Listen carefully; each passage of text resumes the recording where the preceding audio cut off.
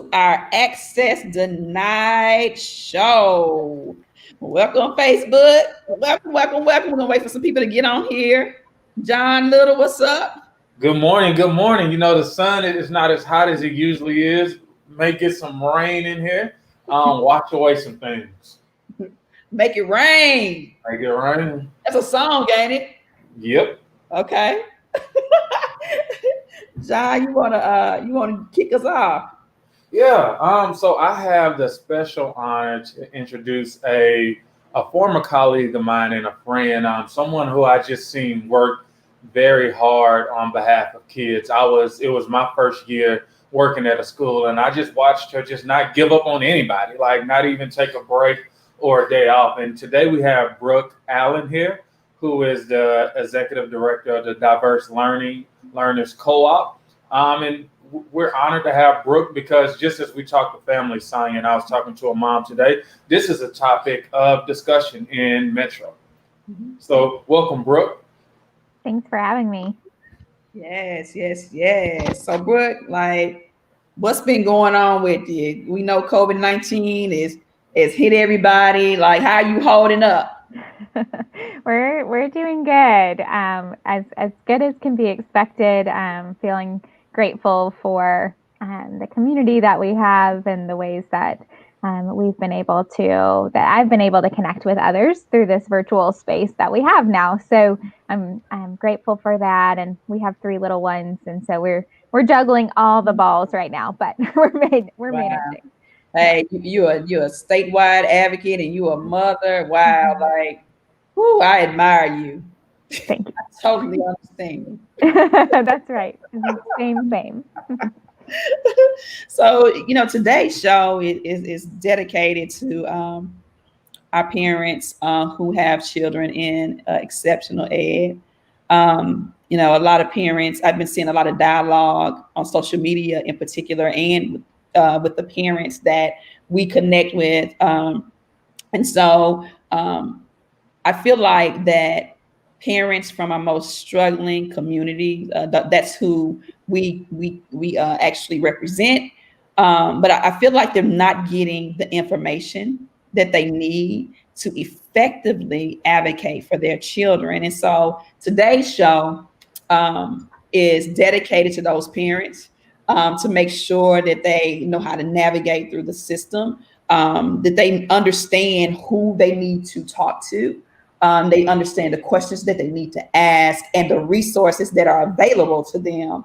I know that there's a town hall tomorrow, also available for parents. And so we'll give some information about that. But today, Brooke, let's talk about like something that I've been hearing and trying to understand, and that's CLIP. What does it stand for parents and, who are not familiar? And let's talk a little bit about this document. Yeah, so the CLIP it stands for the Continuous Learning Individualized Plan, and it was developed in this time. So when Dr. Battle made the announcement on July 9th that we were going virtual, the EE department said in order to go virtual, every student that has an IEP, an individualized education plan, also needs a CLIP. Now, the CLIP is not a contingency plan. It's not because we're virtual. These are the changes in the IEP. It's an addendum to the current IEP that says exactly how the services are in the IEP. This is how we will do them virtually. What that looks like, it's really just a one-pager that the case manager, so the special education case manager at the school, is responsible for getting input to create it, but is ultimately responsible for that document. They were supposed to be done by August 4th. That's a little up in the air as to different places those were done and some that they weren't. Some got family input, some did not, and parents just received a version of the CLIP. What it says on the CLIP is if your child received reading intervention for 60 minutes a day, how was that reading intervention going to be administered in the virtual setting? So it might be synchronous, like they are in a Teams meeting with their special education teacher for 60 minutes. That could be an option. Or it could be asynchronous, meaning they are given reading material that would be akin to what they would be getting in the school to be completing on their own. Most of them are some combination of services. So it would be, I'm just using reading intervention as an example, but if there's 60 minutes reading intervention, 30 minutes may be directly with the teacher, 30 minutes may be with accessible material. And so they go through each service on the IEP. If they have speech, if they have occupational therapy, if they have a paraprofessional, if they are receiving co-teaching services like inside the general ed classroom, what does that look like? When does it fit in the schedule? And so it's just a direct translation of those minutes to virtual. The thing that it doesn't include is what happens if you can't give those services virtually. And the district is recommending an IEP change, which that brings up a whole host of questions there too. So that is in effect, the CLIP translates services from the IEP to another document of what we're going to do virtually. Okay. So just to be clear, the CLIP is not the IEP. It just translates the services that will be offered in the IEP.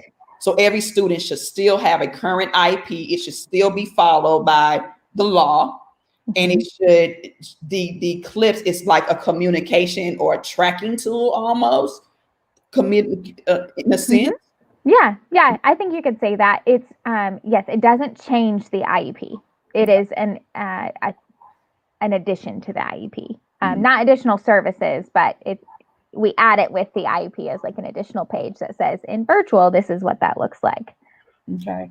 And so, just another thing for parents with the CLIPS, it had to be, the plan from the district had to be approved by the state of Tennessee, is my understanding. And then there was also some additional funding if that CLIPS program that the district was going to, put in place, additional funding from the state of Tennessee that they received. I believe the pot was $11 million. That the districts could get funding from. So I'm not sure what the amount is that MNPS got, but I want people to understand also money chains, resources, because we often hear that there's not enough resources. And so parents, that's something that you need to be aware of. That's not usually talked about. So I just want to bring that up. Thanks for sharing that, because there's a lot of parents. So the expectation is that the CLIPS was supposed to be available to parents on August 4th, the start of school. But there's some parents who are just now getting them. Yep. And so I'm wondering, is that some of the frustration from parents about their IEPs? It sounds like if you don't have the CLIPS, then you're not getting service. You're not getting service. Oh, wow. Right, exactly. And so one is to be really in close communication with the case manager. And if you're not in close communication with the case manager, then you need to email and call the principal. And the principal is responsible for making sure that those CLIPS are all done and that you have the services that you need. And then the other thing is to keep track of what, I'm trying to remember what I was going to say. Keep track of what services, like how long into the school year are they not receiving services? Because that can come back in a conversation whenever we do return to school, or a future conversation about compensatory services. So if you're not receiving services, just like in the spring, most students did not receive any services, and nobody in Metro received special education services. That needs to be a conversation about how much compensatory services that student is eligible for later. So make sure to track how many services you're not getting. Okay, can you elaborate and kind of put that in layman's terms for our family? Sure. What you mean by compensatory services? Yeah, so the services that you don't get, that you are legally obligated to get per your IEP. So going back to the reading intervention, if it says 60 minutes every day, but you went 47 days without reading intervention, that is 47 hours that we need to kind of put on the table when we get back and have an IEP meeting and say, does that child need it to make progress toward these goals? And so the school then has to provide, depending on how that conversation goes, there's a list of kind of questions about what we might ask about that. But they may be eligible for more services when we're back together. And so we need to keep good documentation of what we're missing so that we can make sure to, if we need more services later, then that becomes a conversation then. Does that help? Yes, that was great. And so I want to shout out a couple of people, Miss Nance, Miss Offit. Thank you for joining us. Let's see. Anybody else, John? Do we want to? We got Shanko, we got Torvis. Let's see, and then I think we have Victoria on here. And Sonia, if you allow me just to talk, I actually talked to a parent today, and she actually brought up clips. And I've been hearing the clips, and I thank you guys for explaining what it is. But she was just talking about her intervention. She had 2 boys who are receiving services, and when she said it, I was like, "Oh, we're going to be talking about that today." So I don't know if she's listening, but it was a really good conversation that we had as a one-on-one before we started this conversation. Great. And shout out to Key Thomas. Thanks for joining us. I think that's Key Ocean. Shout out to you. Trying to see who else we got here. We always got to shout out our parents. Shout out to Joycelyn for joining us. Shout out to who else we got on here. Joycelyn is waving. And if you guys have any questions, please, put them in the comment so that we can answer them. Again, John, if you were introduced our guests so that those who just joined us know it's out on the road. Okay. And today we got Brooke Allen, who works with the Diverse Learners Co-op. And again, why we wanted to bring Miss Allen on today is just we have heard from so many parents who have IEPs. And even before we went into COVID, a lot of parents still had questions when they were in school. And one thing that we started to notice once school has been out, they're trying to figure out how does their child still get those services. So some parents get it, but a lot of parents don't understand it. And so we wanted to, as a resource, Miss Allen is doing great work across the state that we've been hearing. And so with her being right here in Nashville, why not come on the Nashville Propel Access Denied show? Right. Thank you.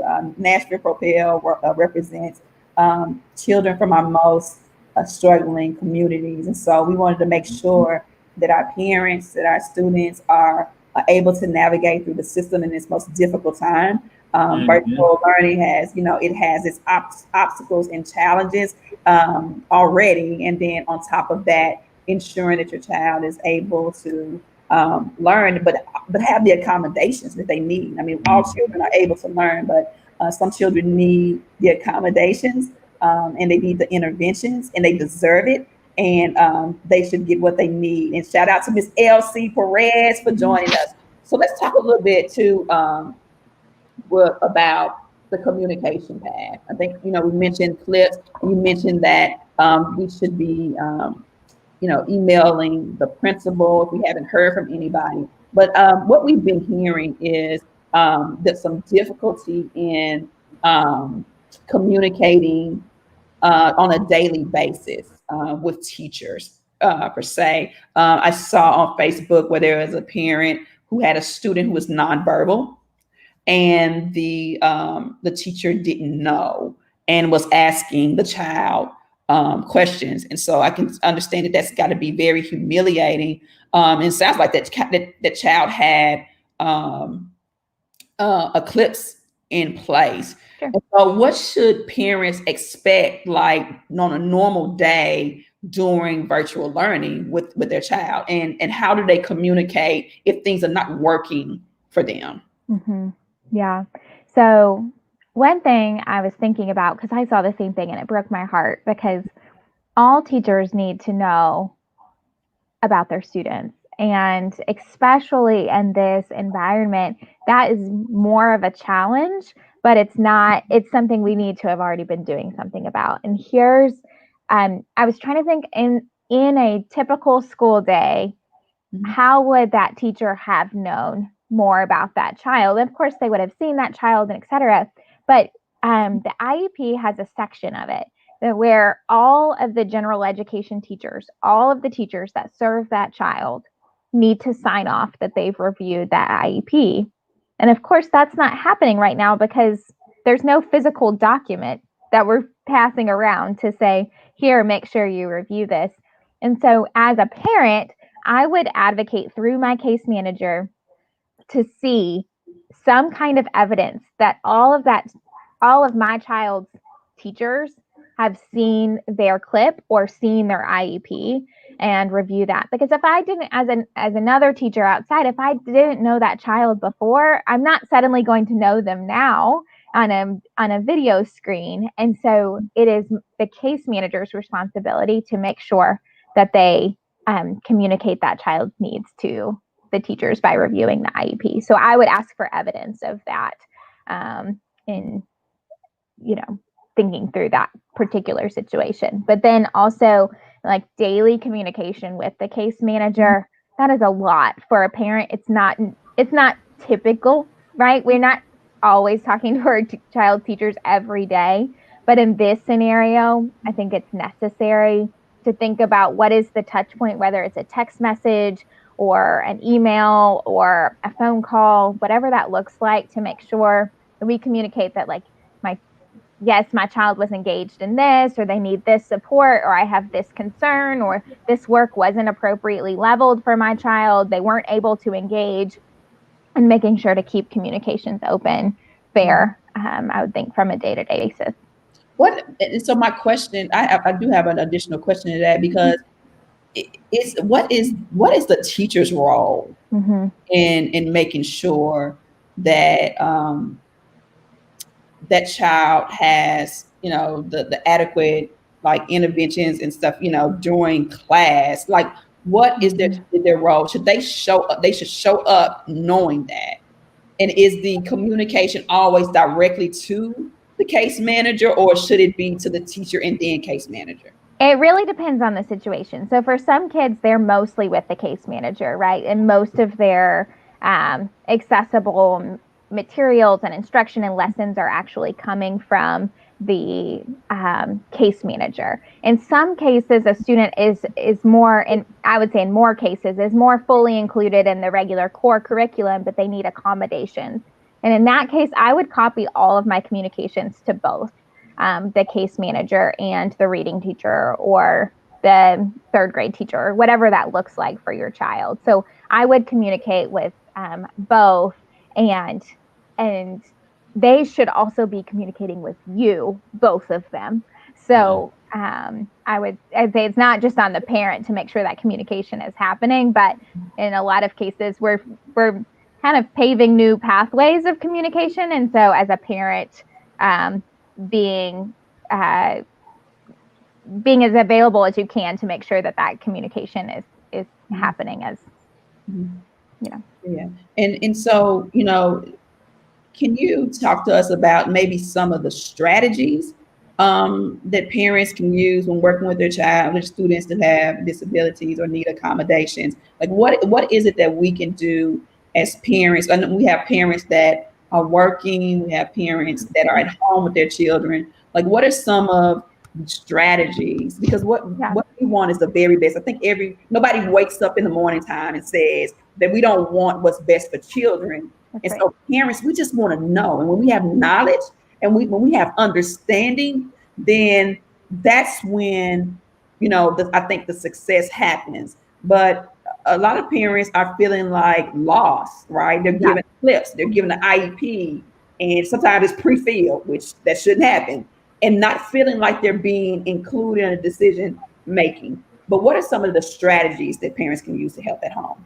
Yeah, so I think first about the environment, right? As much as you can create a less distracting setup with the right materials, environment for your child, the better. That's true for a lot of these strategies. They're going to work for anybody, but they're absolutely necessary for a kid who struggles with maintaining attention or with academics, that they're 100% necessary. So thinking about ways to limit distractions in the environment and to make schedules really predictable. So and I know schools are working on this and looking at how does a schedule run through the day. But as a parent, I would think, like, can we group up any of the work or chunk it in a specific way? Like maybe my child needs 15 minutes of work and then a 5-minute break, rather than the school suggested 30 minutes of work and then lunch, right? So I can break that up into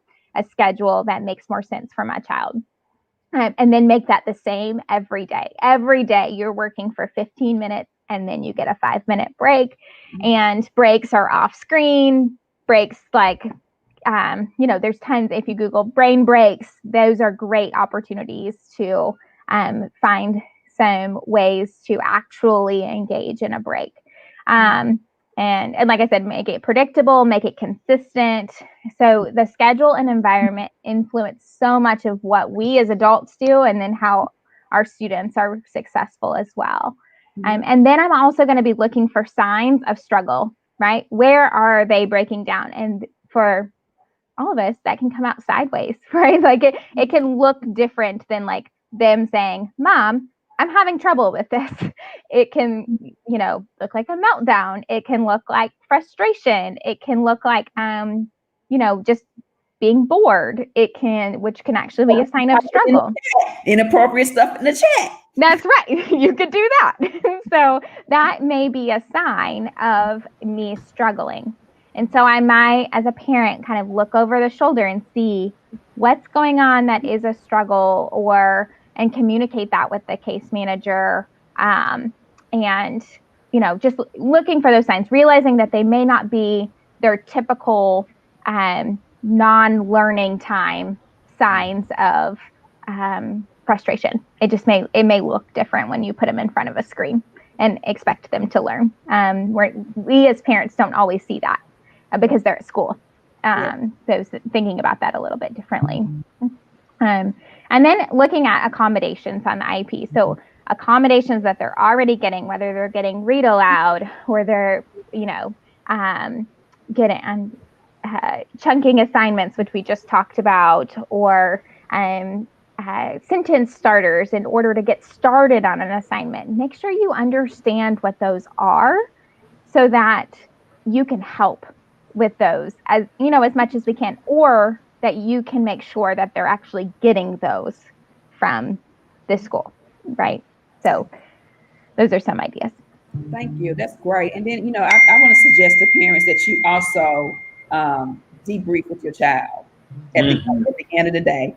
Debrief with your child, track the journey, and pivot when you need to. And that's basically what Brooke is saying. I know that there are children who take medicine for ADHD. Sometimes we may have to adjust the schedule of the medicine. Sometimes we have to look at peak times of the day when the attention span is much better. Maybe that's, when it's not good, maybe that's not the time for the Zoom for that child. Maybe at 11 a.m., your child is more focused. So that's when you want to make those adjustments. And those are the things that you need to communicate with the school. Like, and with the case manager, they seem more attentive during this part of the day versus this part of the day. And so parents, just keep your eyes and your ears open and advocate for your children, but debrief with your children.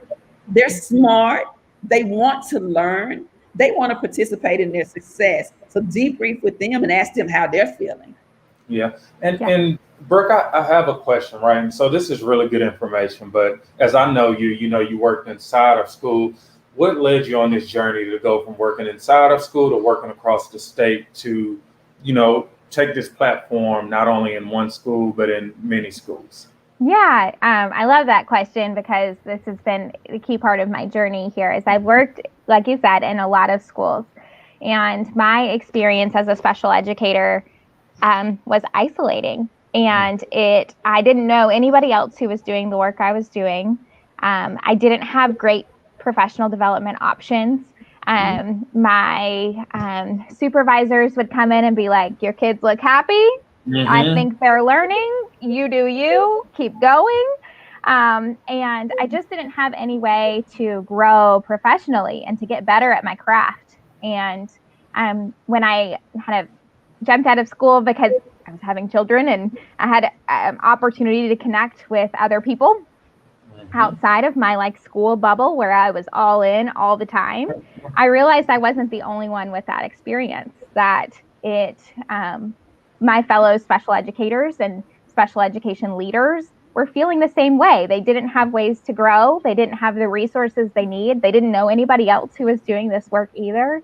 And so the mission of the DLC is really to connect teachers and leaders to the network's resources and professional learning that they need to get better at this craft. And so we do a ton of professional development that's really targeted toward supporting our students with disabilities, and realizing that is not just one small group of our schools, right? Like we often think of special ed as like, oh, that's over there. Right. But a lot of the strategies, all the strategies we just talked about, are highly beneficial for all kids.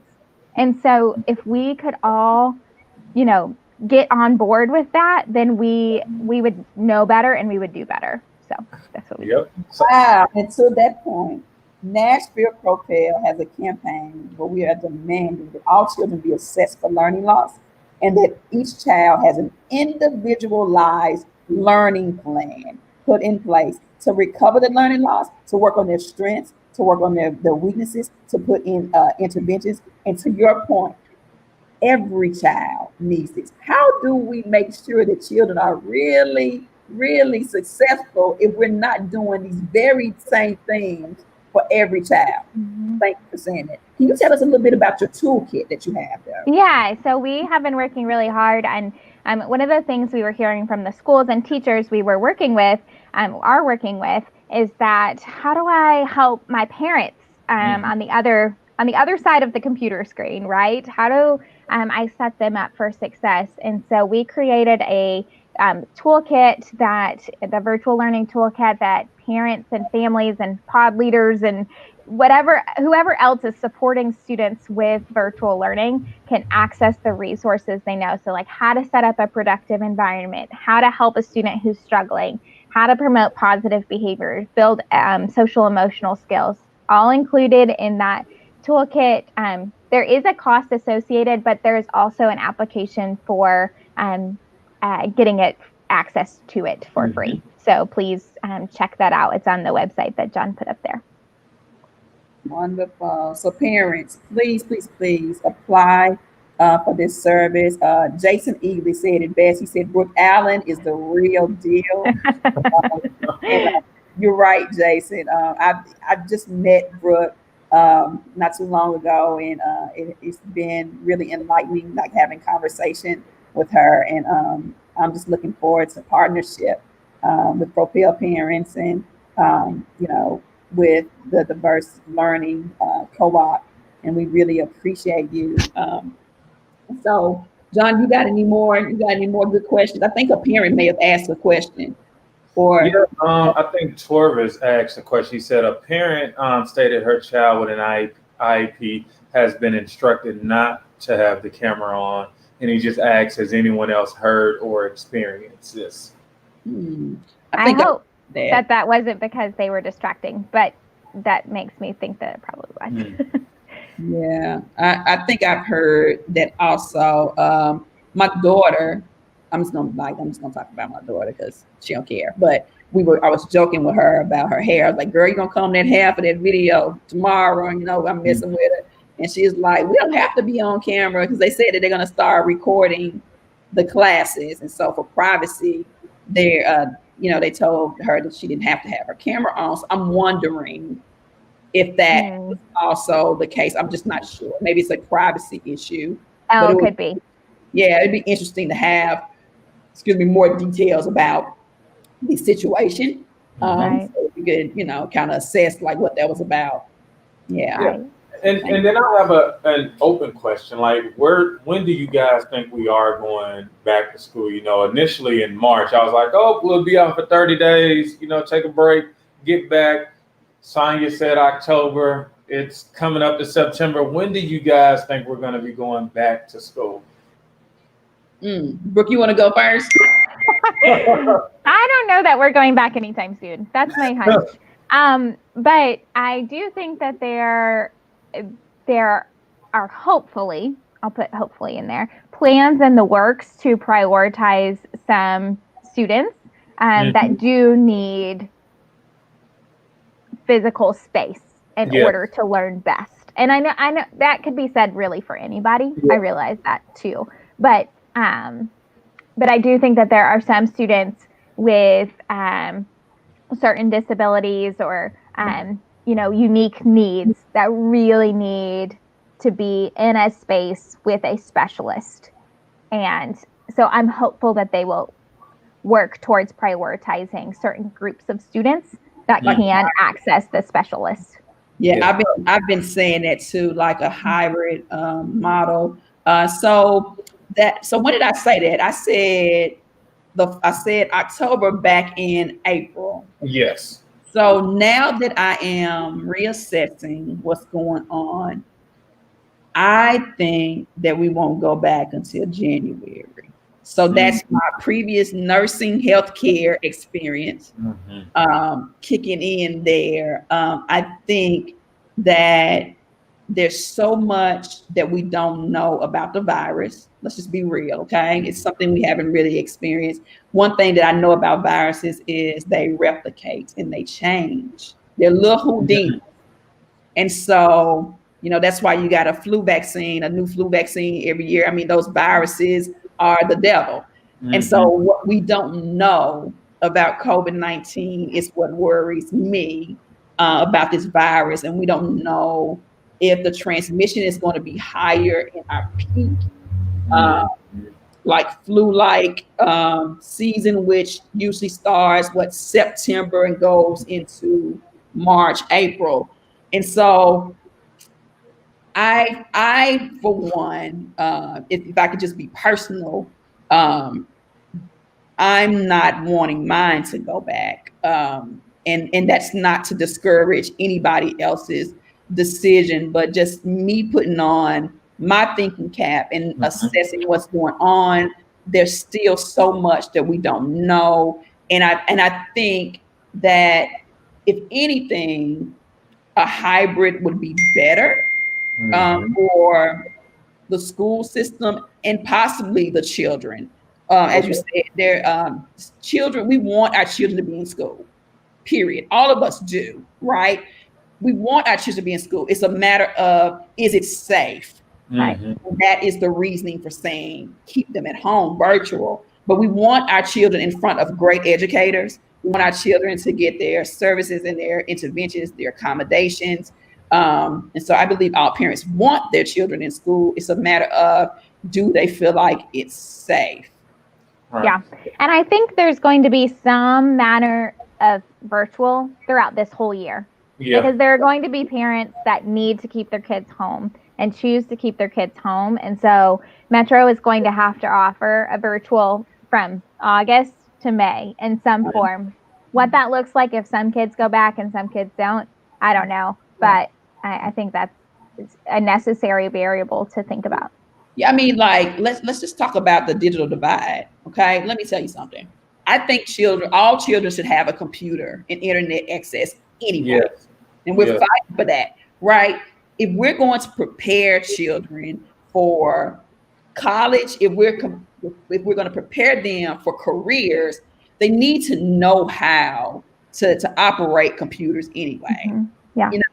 And in our community, in the Black and Brown community, the digital divide became very real. Like, we knew that. We've been saying we don't have stuff. Like, there's a lack of equity. But COVID-19 really, like, it amplified that. And so, a lot of parents, a lot of children saying we don't even know how to operate. There lies your lack of equity and your lack and your digital divide. Why is it that parents and children don't know how to operate a computer? It's because of the digital divide. Let's get to the root cause of that. And so even when we go back to school, I agree with you. they should always be working on computers. Private school children, they work on computers. They have one distributed to them. They do their work on there. They're putting together PowerPoints. Some of these children get in trouble for talking in class. Hell, show them how to do a PowerPoint presentation. Like, use their strength, to propel them forward. Stop telling them to stop talking. Put them up in front of the class. Show them how to do a PowerPoint and have them teach something. That's right. Well, and we have time to do that. Like right now, we have time to do that. And I would rather students be able to work on something that they're passionate about than the stuff that we put in front of them sometimes. So, yeah, I totally agree with that. And this situation has not only amplified the divide, but realized the necessity to close it, right? And so I've described this kind of as a visual Venn diagram of home and school. And right now, home being like tech virtual learning and school being whatever school used to be. And we've got to merge those circles a lot more closely so that different kinds of learning can evolve from there, regardless of COVID, right? Like if we used a tech device to our benefit in school, then they can use it at home and it may look different. We may be able to do research projects like that because we have access and we've learned and we can do both. And so that just sets up skills for independence in the future too. Yeah, there was a professor, I need to go back and look, when I was at Tribeca, that he had us to do some research on, digital learning. And one of the topics was about how cell phones are banned in school. And we talked about, this professor did some research on how using the cell phone, even with the child, like teaching them the ways that they can actually use the cell phone in learning. And we have to think outside the box. Yeah. And I'll say this, this is not a new normal. Let's just say this, the normal we had wasn't working. So we don't want a new normal. We just need some new innovative ways to teach our children. And we can use those powers for good.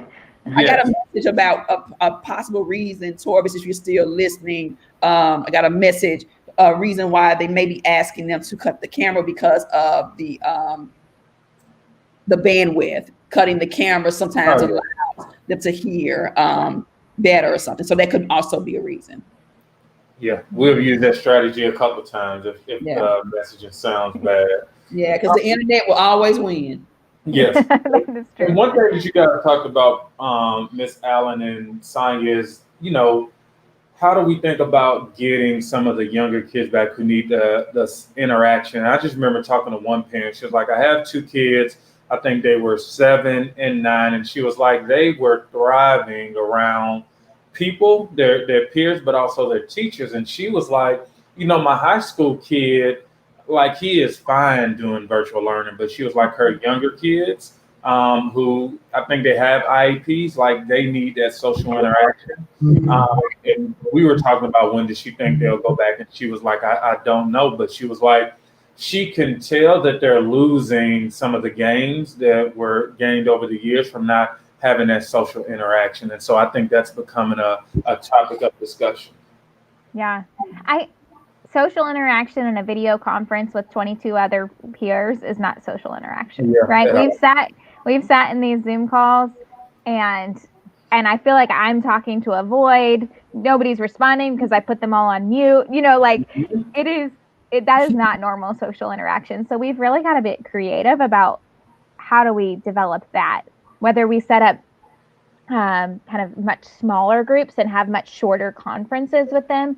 2 or 3 or 4 kids can be a lot more socially interactive on a video conference. So instead of doing a class for 60 minutes, maybe I check in with that group for 10 minutes and then I go to the next group for 10 minutes and really be creative around what is true, like more authentic social interaction look like.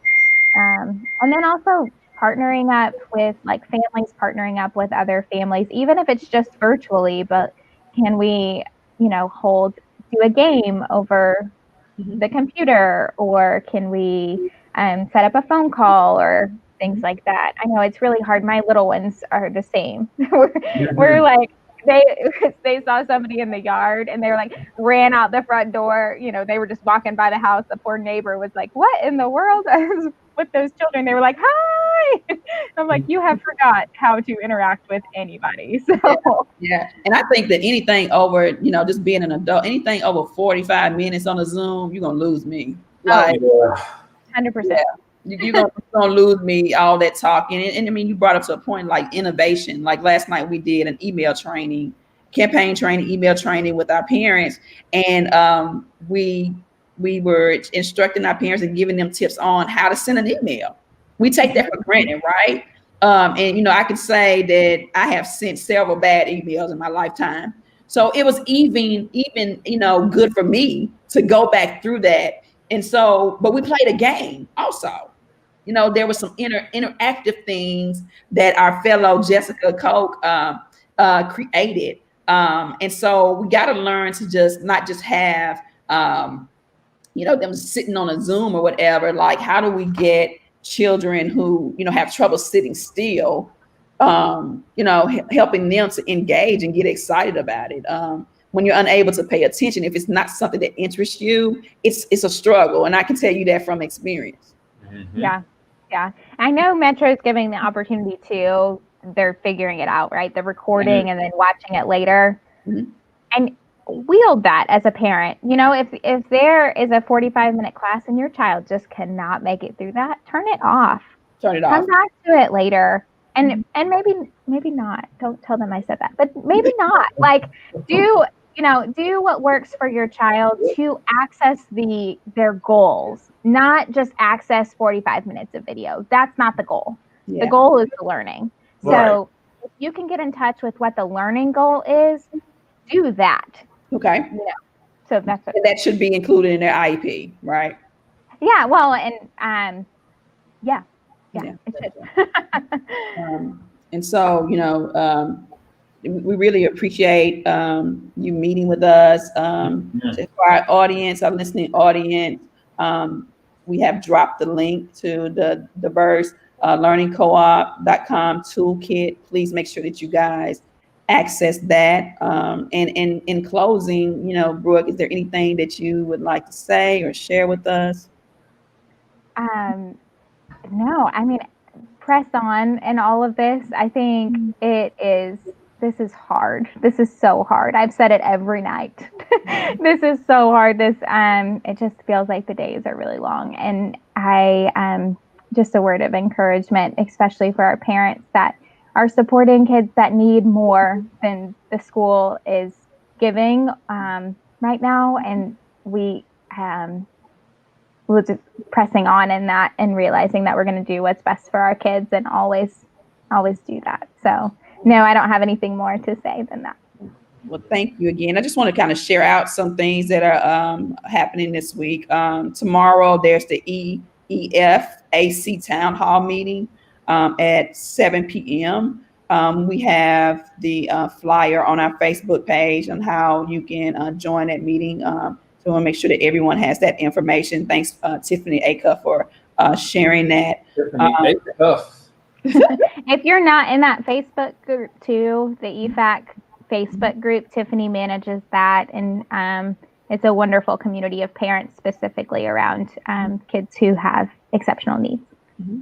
Yes. And then, join us every week for our Access Denied show right here at 11 o'clock, where we talk about the issues that are current. We talk about the issues that parents care the most about. Also, don't forget, if you have not, signed our parent manifesto in support of that, where we are fighting for just this, like that all children have an individualized learning plan, not an IEP, but an individualized learning plan for each student to recover their learning loss, to get those interventions in place, to work on their strengths and their weaknesses. We believe that an ILP is the pathway that will, be the game changer for all students in MNPS. Nashville Propel wants to make sure that we have a world-class education system right here in Nashville. And it can be done. But as our parent Victoria Gordon said, parents have to be included in the decisions and policy and practice in coordination with parents so that we can make our schools better. And until then, we'll continue to struggle. So, John, you got anything that you want to help with? Oh, John, I can't hear you. You know what? One shout out why I can't hear John. Shout out to Dr. Adrian Battle. I saw where you are making sure that the children are assessed by September 4th, I believe, by giving them math tests to actually determine their learning loss. And we've been fighting for that for months, and we appreciate you listening to our voices. And we support that, and thank you for your leadership towards making things better. So thank you, Dr. Battle, for listening to parents. Sounds like you heard us loud and clear. We really appreciate that and look forward to working with you and hopefully getting an ILP for all students. Yep. And I think you hit it on the mark, Sonia. Shout out to Dr. Battle. Shout out to Tiffany A. Cup. I mean, her frustration is just ran into some good work that they're going to do this weekend. Victoria Gordon, Propel parent. She's been a trooper. She was on the training with us last night, and she is ready to go. We're just going to keep this train moving. And thank you, Ms. Allen, for jumping on with us as well. Yes, yes. Had to be. And so August the 31st, we're going to have a very special guest. Ms. Sonia Dobbs from MNPS will be with us for our speaker series. And so we're very excited. Ms. Dobbs is she fights for children, and I have so much respect for her and appreciate her. She's helped me personally with my child, and I really appreciate the work that she does for children and for families, especially our families in our most struggling communities. So shout out to Ms. Dobbs. Looking forward to August the 31st at 6 p.m. And having her to present from our speaker series. So thank you. All right. Right. So